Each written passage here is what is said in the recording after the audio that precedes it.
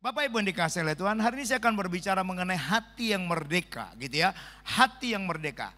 Ya, kebetulan ini adalah bulan Agustus, jadi bulan kemerdekaan, dan saya tahu di jalan-jalan atau di daerah kita atau di kampung kita, RT RW gitu ya, sudah sibuk dengan yang namanya menyambut hari kemerdekaan. Dan biasanya hari kemerdekaan itu tidak pernah dirayakan dengan biasa-biasa saja. Setuju ya? Pasti ada sesuatu yang meriah, pasti ada sukacita. Kenapa? Karena orang merasa ada sesuatu yang mereka bisa terima lewat kemerdekaan itu. Nah, sebenarnya hal yang sama kita bisa dapatkan, dan harusnya itu hal yang sama juga harus menjadi sesuatu yang menjadi kerinduan kita, saudara ya, bahwa Kristus itu sudah memerdekakan kita. Berapa banyak saudara setuju dengan saya, Kristus sudah memerdekakan kita? Benar ya? Yesus itu sudah memerdekakan kita. Harusnya apa yang kita lihat hari ini harus juga terekspresi secara rohani kita, saudara ya. Nah, salah satu poinnya yang saya mau sampaikan hari ini adalah hati yang merdeka. Kenapa, saudara? Karena saya mau bilang begini, ternyata tidak mudah siapapun dia untuk bisa memerdekakan hatinya, loh, saudara. Nanti kita akan sama-sama ngecek gitu ya. Tapi hari ini kita benar-benar mau belajar gitu ya, dari seorang tokoh di dalam Alkitab, di mana dia di tengah-tengah keadaan apapun, di tengah-tengah situasi apapun, bahkan dia ada di tengah-tengah bangsa yang menjajahnya, tapi dia hidupnya merdeka, saudara. Dan itu menjadi sebuah pelajaran yang sangat penting untuk kita pelajari. Baik, kita akan lihat sama-sama, saudara ya, dan saya berdoa supaya kita pulang dari tempat ini tidak ada di antara kita yang hati kita masih terikat atau dibelenggu. Yang setuju katakan amin, saudara ya. Baik, yuk kita lihat sama-sama, saudara ya. Saya akan mulai dengan pernyataan ini, saudara ya, pernyataan ini. Nah, saya berharap pernyataan ini menjadi sebuah gambaran buat kita untuk apa yang akan kita lihat ke depan. Kenapa orang hatinya bisa merdeka gitu ya, hatinya bisa merdeka. Prinsip ini harus ada dalam hati kita. Baik, saya akan bacakan sini ya. Saya tuliskan di sini, pribadi yang hatinya teguh berjalan di atas prinsip kebenaran firman Tuhan, hidupnya tidak pernah terpenjara. Hidupnya nggak pernah terpenjara. Terus apa lagi ya? Dikatakan di sini tak pernah terbeli dan tak pernah diperbudak. Jadi ternyata bagaimana supaya seseorang itu bisa mengalami kemerdekaan dalam hidupnya, maka hatinya harus berpegang teguh kepada apa? Yang namanya kebenaran firman Tuhan. Katakan sama-sama dengan saya, kebenaran firman Tuhan. 2, 3. Kebenaran firman Tuhan. Jadi kalau ada orang yang ingin hatinya merdeka, gimana caranya? Percayalah, saudara, tidak pernah dikatakan dalam Alkitab kita disuruh berjuang sendiri. Setuju ya? Enggak ada. Alkitab itu, firman Tuhan itu selalu bilang begini, orang yang mau mengalami kemerdekaan dalam hatinya, caranya gimana? Orang itu atau pribadi siapapun dia harus berjalan dalam tuntunan firman Tuhan. Setuju ya? Harus berjalan dalam tuntunan firman Tuhan. Karena apa? Karena firman Tuhan yang membuat Anda tidak akan pernah terpenjara. Kita nggak akan pernah terbeli oleh keadaan. Anda dan saya nggak akan diperbudak oleh sebuah keadaan. Kenapa? Karena ada begitu banyak orang, karena dia nggak mau dipimpin oleh firman Tuhan, akhirnya apa? Hidupnya masih tetap diperbudak, saudara. Hidupnya masih terbeli. Makanya dengar Bapak Ibu yang dikasihi oleh Tuhan. Kenapa sih hal pertama yang dipersiapkan sebelum kemerdekaan? Saya mau tanya kepada saudara. Yang dipersiapkan oleh tokoh-tokoh bangsa ketika mempersiapkan bangsa Indonesia, apa sih yang perlu dipersiapkan? Apa, saudara?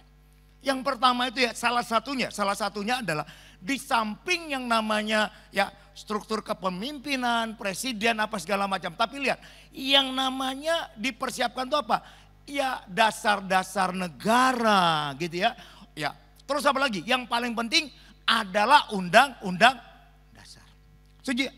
Undang-undang dasar itu dibuat supaya apa? Supaya nanti cara Indonesia melakukan segala sesuatu dasarnya ada, saudara.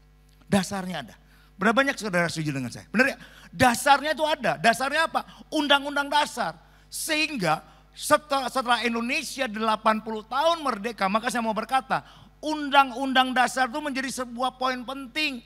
Dasar negara itu menjadi penting. Pancasila itu menjadi sesuatu yang penting. Dan tahukah saudara, kenapa sih Tuhan memberikan firman Tuhan kepada kita? Supaya perjalanan hidup kita ada yang menuntun, saudara.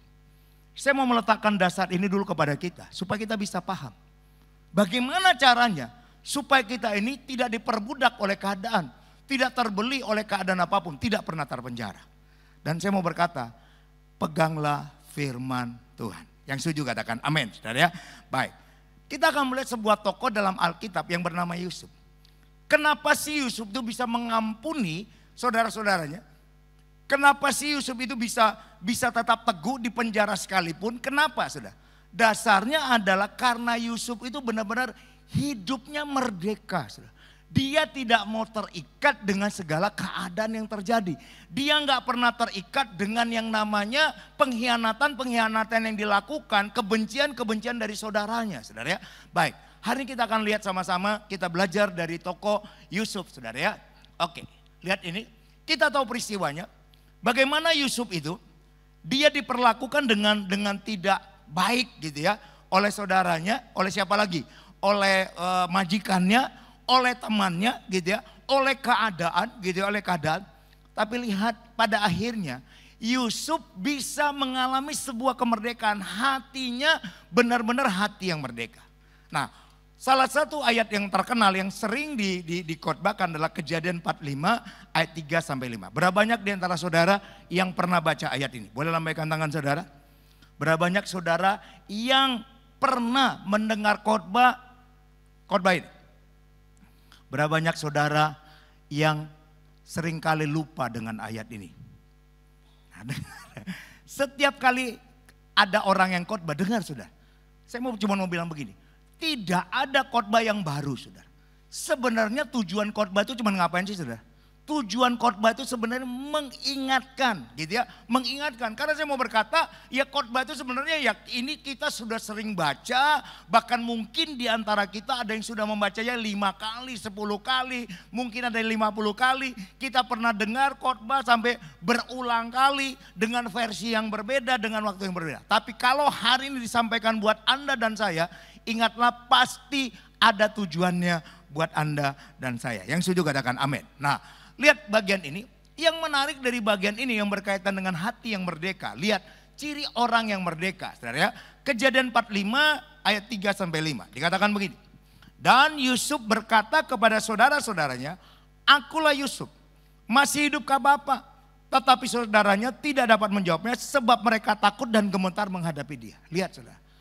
Dalam kondisi di mana ada sebuah peristiwa, lihat orang yang merdeka dengan orang yang masih terikat itu akan terlihat perbedaannya.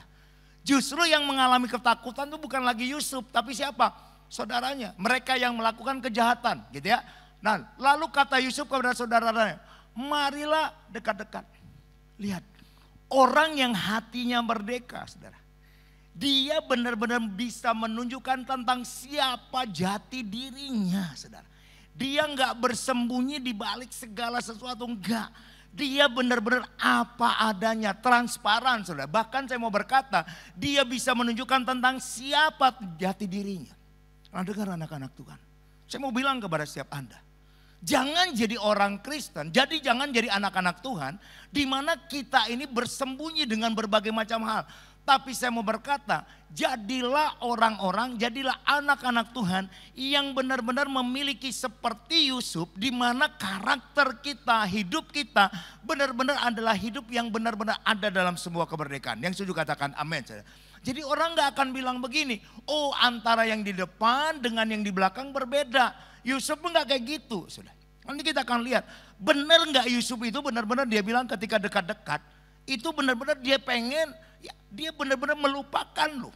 Dia benar-benar gak ingat lagi dengan bagaimana perlakuan kakaknya. Anda bisa tahu saudara, perbincangan kakaknya ketika dia ada di sumur itu. Dia dengar loh saudara. Bagaimana penilaian mereka terhadap Yusuf, dia dengar semuanya. Karena apa? Yusufnya masih hidup loh. Tanggap ini saudara. Tapi dia benar-benar bisa merdeka. Oke? Dia katakan maka mendekatlah mereka. Katanya lagi, akulah Yusuf saudaramu yang kamu jual ke Mesir.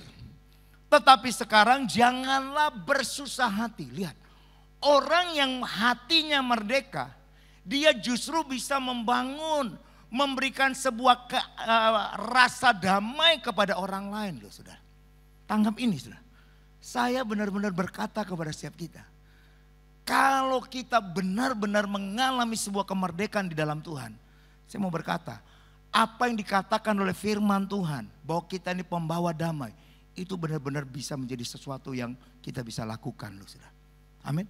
Sesuatu yang kita bisa lakukan. Dia katakan, janganlah bersusah hati dan janganlah menyesali karena kamu menjual aku ke sini.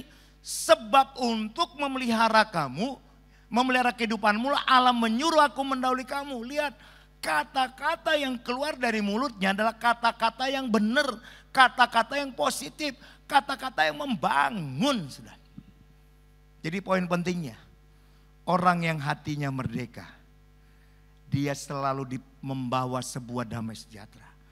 Orang yang hatinya merdeka, perkataannya adalah perkataan yang membangun, bukan perkataan yang membuat orang lain juga terluka. Yang setuju katakan amin. Firman Allah yang hidup bilang begini, tetapi saudaranya bungkam saja karena tertegun dan dicekam rasa takut. Saudara, lihat, orang yang hatinya belum merdeka, dia akan selalu ada dalam rasa takut. Dan tahukah saudara, rasa takut itu datang dari siapa? Dari kuasa-kuasa setan.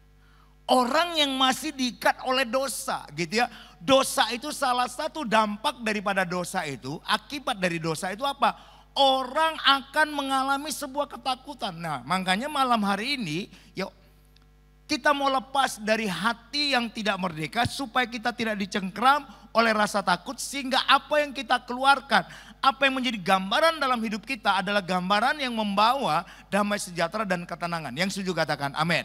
Berapa banyak saudara mau rindu supaya hidup saudara bisa membawa damai, dan apa yang keluar dari saudara boleh memberkati orang lain. Boleh lambaikan tangan saudara, kita berikan kemuliaan bagi Allah kita saudara ya.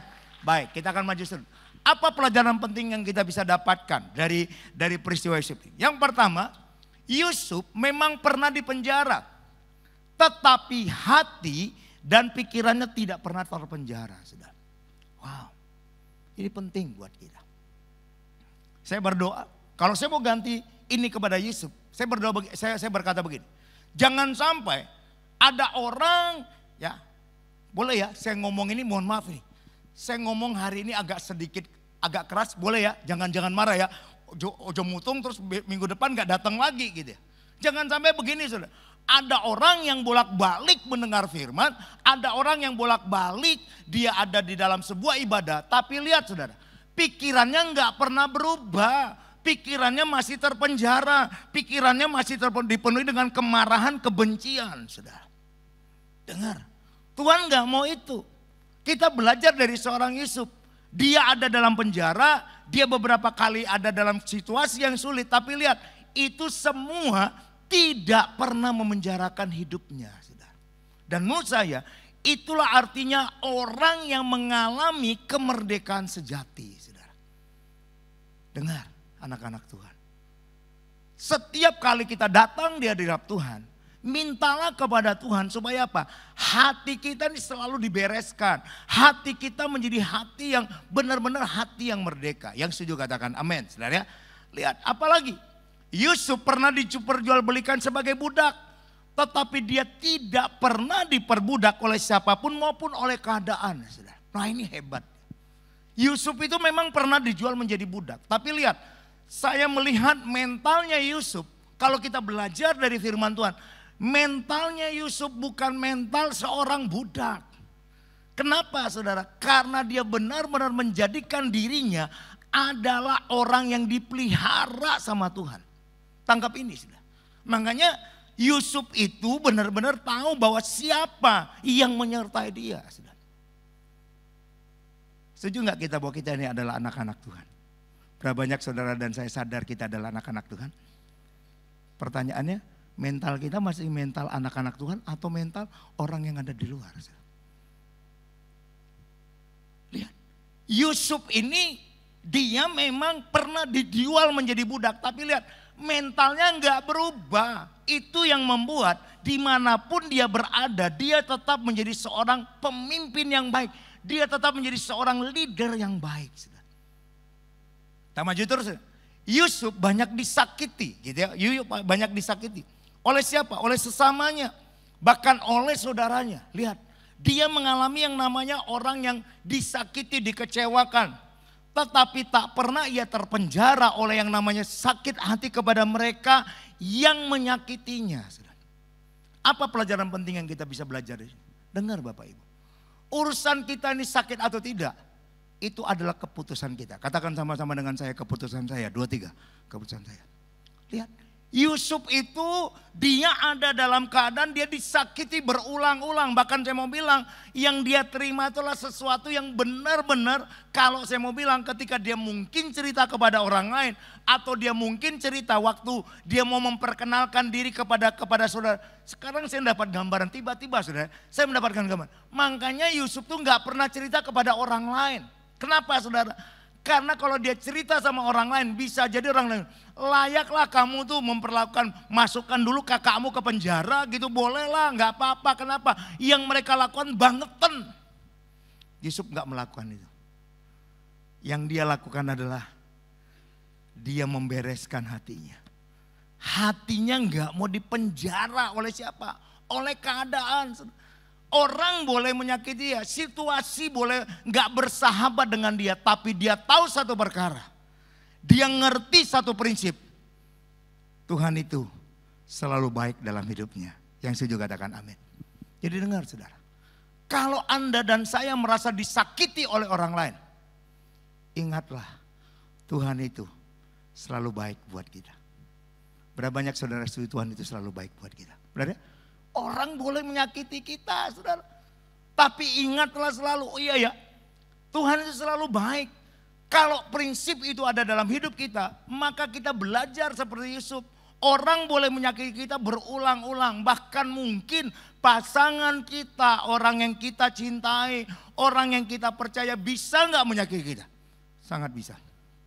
Tapi saya mau pastikan buat kita semua yang ada hari ini, bukan masalah banyak atau tidaknya.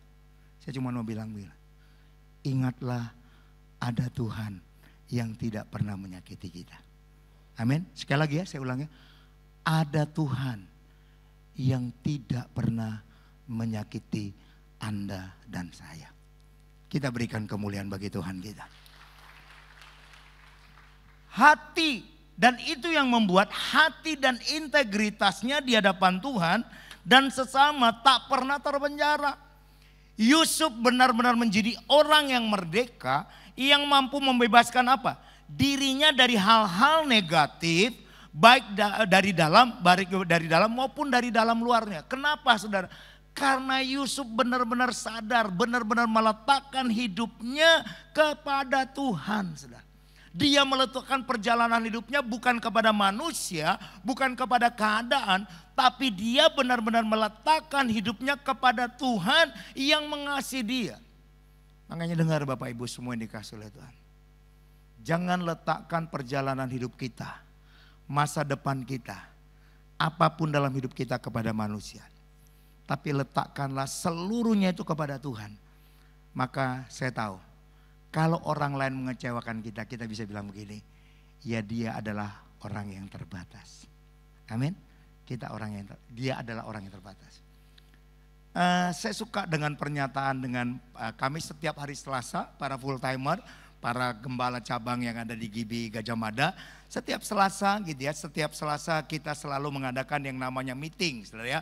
Nah, tapi sebelum meeting itu, sebelum kita berbicara mengenai hal-hal yang berkaitan dengan gereja, baik yang ada di Gajah Mada maupun di cabang-cabang, saudara ya, Pak Nathan tuh menyampaikan satu statement yang sangat bagus dan menurut saya itu menjadi sebuah rema buat saya cara. Dia katakan begini, teman-teman semuanya ingatlah Anda dan saya ini bukan Tuhan. Pak Nathan bilang begitu. Anda dan saya adalah bukan Tuhan. Sehingga besar kemungkinan kita bisa mengecewakan orang lain dan orang lain bisa mengecewakan kita. Jadi belajarlah untuk selalu bilang kita ini punya keterbatasan. Yang setuju katakan amin. Yusuf, kenapa dia seperti itu? Karena lihat saudara, yang dia lakukan adalah dia memegang integritasnya karena dia tahu bahwa Tuhan itu adalah Tuhan yang menjadi terang dalam hidupnya. Dengar saudara, selama hati Anda dan saya diterangi oleh Tuhan itu sendiri lewat firman-Nya, saya mau berkata, hidup kita tidak akan pernah dipenjara. Hati kita tidak akan pernah dipenjara. Katakan sama-sama dengan saya, firman Tuhan itu adalah terang dalam hidup saya. 2, 3. Firman Tuhan adalah terang dalam hidup saya. Sehingga saya mendapatkan sebuah kalimat yang sangat bagus, saudara ya. Dan saya suka dengan kalimat, kutipan kalimat ini, saudara ya. Saya rindu kita membaca bersama-sama. Oke, 2, 3. Penjara tidak membuat sudut pandang Yusuf menjadi gelap dan tanpa harapan. Penjara justru lorong gelap yang menjadi cahaya terang menuju masa depan yang luar biasa. Benar sudah. Lihat.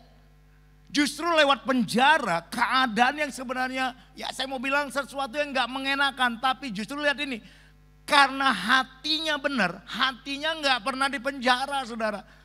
Hatinya benar membuat keadaan apapun, situasi yang gelap kepada apapun, Yusuf itu tetap melihat ada terang. Saya suka dengan kalimat ini bilang, penjara tidak membuat sudut pandang Yusuf menjadi gelap dan tanpa harapan. Enggak, saudara. Di tengah-tengah penjara, bahkan saya mau bilang, di tengah-tengah sumur yang gelap itu, Yusuf tetap melihat ada pengharapan yang Tuhan sediakan. Saya nggak tahu apa yang menjadi keadaan Anda dan keadaan Anda hari ini. Mungkin Anda datang hari ini. Anda ada dalam sumur yang gelap. Di mana rasanya udah nggak ada harapan. Tapi percayalah di dalam Tuhan itu selalu ada pengharapan. Karena dia adalah sumber pengharapan. Yang setuju katakan amin. Di penjara. Lihat dilupakan. Nggak bersalah. Difitnah saudara ya. Tapi lihat selalu ada pembelaan Tuhan. Selalu ada harapan yang Tuhan sediakan.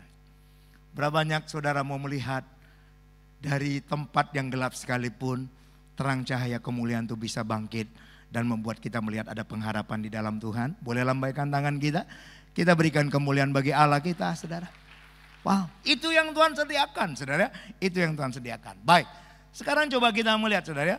Apa sih tanda orang yang hatinya merdeka gitu ya. Dan saya berdoa kita pulang dari tempat ini. Benar-benar kemerdekaan itu menjadi kemerdekaan yang kita rasakan. Jangan sampai ada seperti perkataan orang-orang yang ada di luar sana. Sehingga berapa banyak mereka karena mereka sedang protes dengan keadaan. Sehingga mereka bilang gak perlu untuk mengibarkan bendera merah putih sehingga mereka mengibarkan bendera yang lain. Karena apa? Ketidakpuasan. Mereka merasa bahwa diri mereka belum menikmati kemerdekaan itu. Dengar saudara. Ketidakpuasan membuat kita bisa menjadi kecewa. Tapi waktu diri kita benar-benar bisa melihat kemerdekaan yang Tuhan sediakan. Maka apapun keadaannya, Anda dan saya tetap bilang God is good all the time. Tuhan itu tetap baik dalam segala keadaan. Amin. Nah sekarang coba kita ngelihat apa sih ciri orang yang hatinya merdeka. Saudara ya? Yuk baca sama-sama. 2, 3. Hati yang bebas dari belenggu masa lalu. Ingat salah satu yang membuat orang gak bisa merdeka adalah belenggu masa lalu. Selama kita ini selalu dibelenggu dengan masa lalu, maka saya mau berkata itu akan membuat kita ini tidak pernah mengalami kemerdekaan. Hati kita masih diikat dengan belenggu masa lalu, nggak bisa melupakan, nggak bisa ya bahasa anak-anak muda sekarang nggak bisa move on, nggak bisa keluar dari keadaan itu. Karena salah satu ciri orang merdeka adalah orang yang terbebas dari belenggu. Dari belenggu apa? Dari belenggu penjajahan. Ingat, masa lalu itu bisa membelenggu kita, bisa memperbudak kita. Jadi tangkap yang pertama, orang yang mau hatinya merdeka, dia harus berani keluar dari belenggu masa lalu. Yang setuju katakan amin. Lihat, Kejadian 45 ayat 15. Apa tanda yang kita bisa lihat dari seorang Yusuf? Sehingga kita bisa melihat dia adalah orang yang sudah keluar dari belenggu masa lalu. Kejadian 45 ayat 15 bilang begini. Yusuf mencium semua saudaranya itu dengan mesra. Lu Alkitab tuh gak bohong lu saudara.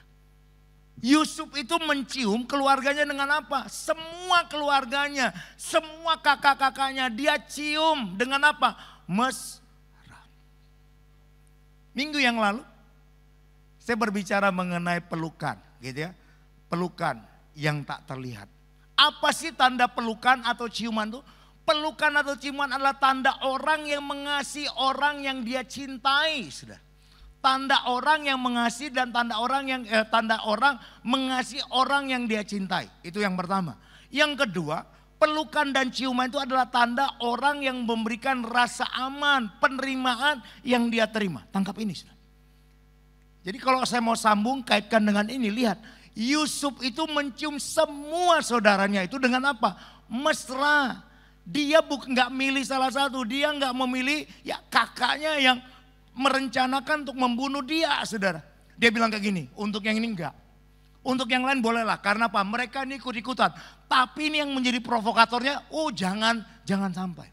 Enggak, Saudara. Semua. Katakan sama-sama dengan saya, semua. 2, 3. Semua. Amin. Semua. Saya kagum dengan firman Tuhan. Setiap firman itu pasti punya makna yang kita bisa pelajari dalam hidup kita. Semua, Saudara. Dan ia menangis sambil memeluk mereka. Nah ini loh. Orang yang hatinya merdeka, dia nggak mau terbelenggu. Dengan apa? Kebencian, kemarahan. Benar ya, Saudara? Kalau orang yang masih terbelenggu, Saudara, hatinya belum beres. Jangankan untuk memeluk, jangankan untuk mencium. Ketemu aja bilang begini. Moh. Bahasa kerennya, nek aku. Benar ya? Wah, ngelihat wajahnya itu loh. Wah, ngelihat wajahnya. Wah, oraknya nengke. Benar enggak, Saudara? Benar ya? Lihat Yusuf enggak loh, Saudara. Dia cium, dia nangis, dia peluk. Wow. Dan lihat, benar ya, Saudara?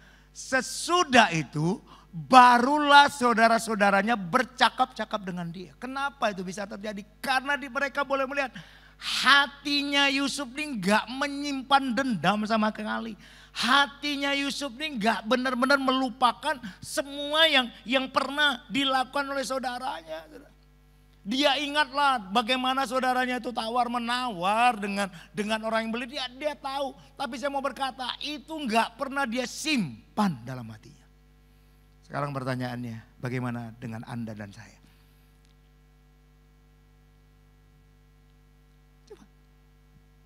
Apakah kita benar-benar sudah merdeka dari belenggu masa lalu? Atau Anda masih ingat orang yang pernah menipu saudara? Atau Anda masih ingat bagaimana perlakuan yang berbeda yang Anda terima dari siapa? Yang paling menyakitkan tuh yang Anda terima dari orang tua saudara. Anda masih ingat, Anda tahu bagaimana ya, engkau masih bisa cerita tuh, coba ada cerita, coba bayangkan kakakku tuh loh dibelikan sepeda motor, aku loh mintanya nggak sepeda motor, minta sepeda nggak dikasih. Itu kan sama saja dengan pilih kasih. Masih ingat? Sampai sekarang engkau bilang saya diperlakukan berbeda. Tapi hari ini Tuhan katakan, lepaskan belenggu masa lalu. Yang setuju katakan amin. Karena Tuhan menyediakan sesuatu yang luar biasa dalam hidupmu. Dia lepas dari belenggu masa lalu. Lihat, membuang rasa marah, kecewa. Apa itu yang namanya bisa keluar dari masa lalu, belenggu masa lalu. Orang yang bisa membuang rasa marahnya, orang yang bisa membuang rasa kecewanya, orang yang bisa membuang rasa dendamnya, dan orang yang tidak mau bisa membuang, yang tidak mau memaafkan, akan membuat kita lepas dari ikatan belenggu masa lalu yang merusak apa? Lihat ini saudara, jangan pernah kita merasa bahwa kalau kita terikat, kita nggak dimerdekakan dari masa lalu itu menguntungkan. Lihat ini saudara, orang yang masih terbelenggu dengan masa lalu, hidupnya akan rusak. Karena apa? Karena itu akan merusak apa? Mental, spiritual, sukacita, dan hubungan dengan siapa saudara? Sama. Loh itu kebenaran firman Tuhan saudara. Orang yang masih terbelenggu dengan masa lalu, sebenarnya dia sedang merusak dirinya sendiri. Dia sedang merusak apa yang Tuhan mau beri dalam hidupnya. Kenapa? Dia kehilangan sukacita, dia kehilangan pertumbuhan dalam imannya, pertumbuhan dalam rohaninya, dia kehilangan hubungan dengan sesama. Lihat, orang-orang yang masih terbelenggu dengan masa lalu, dia selalu punya kecurigaan kepada siapa? Kepada siapapun orang yang dia temui. Sudah. Benar ya? Ada kan orang-orang seperti itu, karena belenggu masa lalu bawaannya curiga terus. Padahal saudara, orangnya punya maksud yang baik, tapi karena dia punya belenggu masa lalu, ya, di mana dia pernah dibohongin sama orang, maka yang terjadi saudara, dia nggak pernah bisa lepas dari itu. Saudara. Saya cukup lama ada di GB Gajah Mada, saudara ya. Paling tidak saya sudah ada di GB Gajah Mada ini 35 tahun. Salah satu poin penting yang saya bisa dapatkan, pelajaran penting yang saya bisa dapatkan adalah dari almarhum Bapak Lukas Sebaja, saudara. Lukas Sebaja. Kenapa, saudara? Apa pelajaran menarik yang saya dapatkan secara pribadi dan juga beberapa teman-teman yang lain, gitu ya. Dari Om Sebaja, kita biasa manggilnya Om, gitu. Om Sebaja ini, saudara. Om Sebaja adalah almarhum Om Sebaja adalah orang yang benar-benar gini. Kalau ada orang yang datang kepada dia minta bantuan, saudara, selalu dia beri. Padahal seringkali apa, saudara? Padahal seringkali itu dihapusi, dibohongi.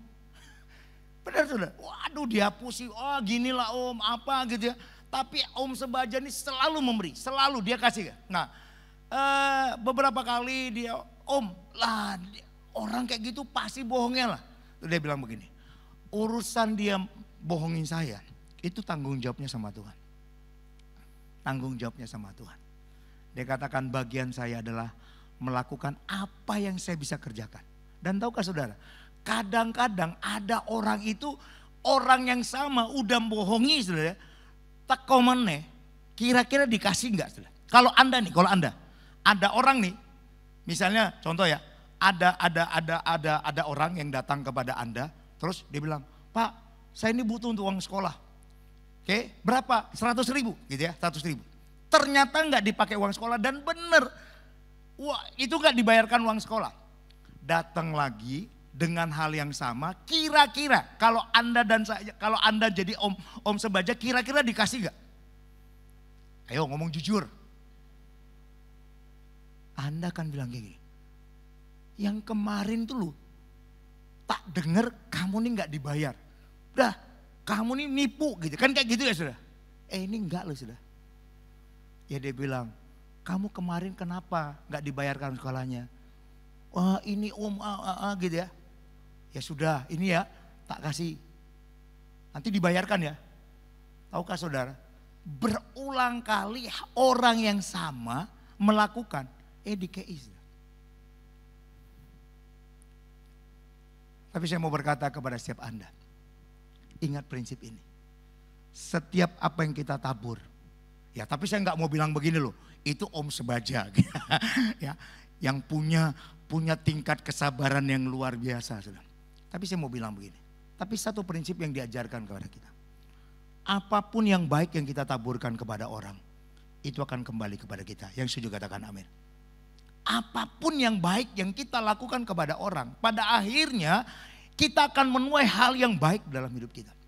Dan menurut saya itu adalah sebuah prinsip kebenaran firman Tuhan yang kita harus mengerti. Lihat, itu yang dilakukan. Membuang rasa marah. Karena apa? Belenggu masa lalu adalah sampah. Yuk bacalah sama-sama ya. Ya, saya rindu kita membaca sama-sama poin yang bagian statement yang belakangan. 2, 3. Belenggu masa lalu adalah sampah dalam pikiran dan hati yang membuat sukacita dan semangat hidup menjadi padam. Hati nurani menjadi apa? Tumpul. Hati-hati sudah. Orang yang terus terbelenggu dengan masa lalu, hatinya jadi tumpul saudara. Hatinya jadi tumpul. Orang itu bisa kehilangan yang namanya roh belas kasihan. Saudara. Setuju gak? Orang yang terbelenggu dengan masa lalu, lihat. Biasanya kalau dia gak membereskan itu, maka dia akan berubah menjadi orang yang sadis. Saudara. Orang yang sadis. Berapa banyak saudara setuju dengan pernyataan saya? Ada? Ya, orang yang masih dibelenggu dengan masa lalu, orang itu berubah menjadi sadis. Tahukah saudara yang namanya Adolf Hitler? Tahu ya? Kenapa dia berubah menjadi orang yang sadis? Kenapa saudara? Karena belenggu masa lalu yang tidak pernah dibereskan. Akhirnya dia begitu benci sehingga dia bisa membunuh jutaan orang Yahudi. Kenapa itu bisa terjadi? Karena dia masih hatinya nggak pernah merdeka. Hatinya nggak pernah lepas dari namanya belenggu masa lalu. Makanya saya sangat setuju sekali itu. Orang yang terbelenggu dengan masa lalu, dia nggak pernah membereskan sampah dalam pikiran dan hatinya. Hati nuraninya menjadi tumpul. Bapak Ibu yang dikasih oleh Tuhan, dengan kasih Kristus saya bilang, jadilah orang yang merdeka dari belenggu masa lalu. Amin. Supaya hati kita menjadi hati yang lembut, yang gampang untuk diberitahu sama Tuhan. Itulah yang dialami oleh yang namanya Yusuf. Baik, kita maju terus saudara ya. Baik. Bagaimana caranya? Gitu ya. Bagaimana caranya? Tindakan yang kita lakukan apa? Fokus melihat kebaikan Tuhan dalam hidup kita, gitu ya. Gimana kita bisa keluar dari belenggu masa lalu? Gimana caranya? Anda dan saya harus fokus melihat kebaikan Tuhan dalam hidup kita. Berapa banyak saudara tahu bahwa Tuhan itu begitu baik dalam hidup saudara? Amin. Setiap hari Tuhan itu baik dalam hidup kita, setuju ya? Kalau kita selalu ingat itu, maka saya mau berkata, Anda dan saya tidak akan pernah terbelenggu dengan masa lalu. Anda selalu melihat Tuhan itu selalu baik dalam hidup saudara. Amin. Yang kedua apa? Mengampuni dengan tulus. Ayo, kalau kita mengampuni, ayo. Berilah pengampunan itu dengan sebuah ketulusan. Karena apa? Itu juga yang Yesus lakukan.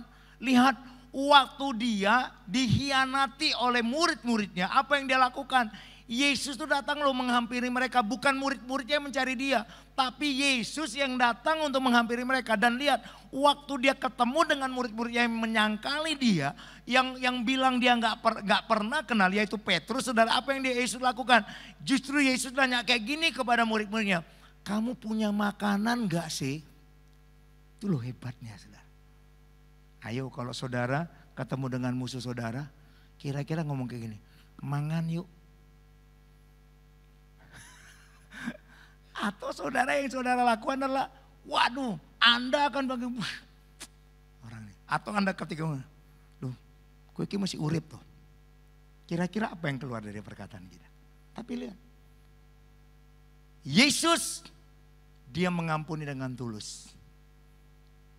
Yusuf juga mengampuni dengan tulus. Apalagi, saudara, mampu mengatasi gejolak kemarahan dan kebencian dalam hati. Lihat. Orang yang hatinya merdeka, dia mampu. Dia bisa mengendalikan gejolak dalam hatinya. Dia nggak mau terpengaruh dengan itu. Apalagi jujur mengakui rasa sakit dan kesedihan yang kita alami. Dengar saudara. Tuhan tahu seberapa dalam engkau mengalami yang namanya rasa sakit dalam hatimu. Dia tahu. Apalagi memilih untuk membarui naskah hidup kita menurut firman. Memperbarui hidup kita dengan naskah firman Tuhan saudara. Dengan naskah firman Tuhan. Kita harus mau melepaskan itu saudara. Kita harus mau melepaskan itu. Ayo. Makanya dengar. Orang yang lepas dari belenggu masa lalu. Hidupnya diperbaharui oleh firman Tuhan. Amin. Hanya firman Tuhan yang bisa memperbarui naskah hidup kita saudara. Bukan kekuatan kita, sejarah hidup kita, perjalanan hidup kita. Ubahlah itu dengan firman Tuhan. Pasti hasilnya benar. Pasti hasilnya baik. Tapi kalau kita mencoba untuk membuat sejarah hidup kita dengan kekuatan kita, dengar, itu tidak akan pernah membuat. Bisa jadi kita, apa yang kita coba itu untuk membalaskan dendam kita. Tak kasih tunjuk sama omku, sama tanteku, keluarga kami ini hebat. Tujuannya cuma itu. Tapi kalau naskah hidup kita diubah berdasarkan firman Tuhan, maka saya mau bilang, kita akan bilang gini. Hidup kami bisa berubah hari ini. Hidup keluarga kami bisa diangkat. Semua karena kebaikan Tuhan. Kita berikan kemuliaan bagi Tuhan kita. Lebih memilih melakukan kehendak Tuhan lebih daripada kehendak dan keinginan pribadi. Ayo Bapak Ibu. Jangan biarkan kehendak Tuhan itu ya menjadi gagal oleh karena kita nggak mau dituntut sama Tuhan. Oke, yang kedua, Hati yang bebas dari sakit hati. Saudara, saya akan cepat saja. Kejadian 50 ayat 20 sampai 21. Bagiku segala perbuatan kalian yang disertai maksud yang jatuh sudah diubah Allah menjadi kebaikan karena Ia telah memberikan kepadaku kedudukan yang tinggi ini supaya aku boleh menolong nyawa orang banyak. Jangan takut, sesungguhnya aku sendiri akan memelihara kalian serta keluarga kalian. Ia berbicara dengan sangat ramah, saudara. Waduh, sangat ramah kepada mereka. Dan lihat ini, menenteramkan hati mereka. Menenteramkan hati mereka. Sumber sakit adalah kecewa yang mendalam kepada orang lain. Atas apa? Perlakuan dan ucapan yang pernah diterima. Mungkin di antara kita ada yang seperti itu. Karena perkataan dan perlakuan yang kita terima. Gak perlu mengangkat tangan. Tapi hari ini firman Tuhan sedang berbicara kepada engkau. Jangan keraskan hatimu. Izinkan firman Tuhan itu berbicara. Karena saya mau berkata, Tuhan baik buat kita. Yang selanjutnya, sakit hati sama seperti racun bagi jiwa yang dapat mengubah hati yang penuh kasih menjadi hati yang penuh amarah dan kebencian. Tangkap ini.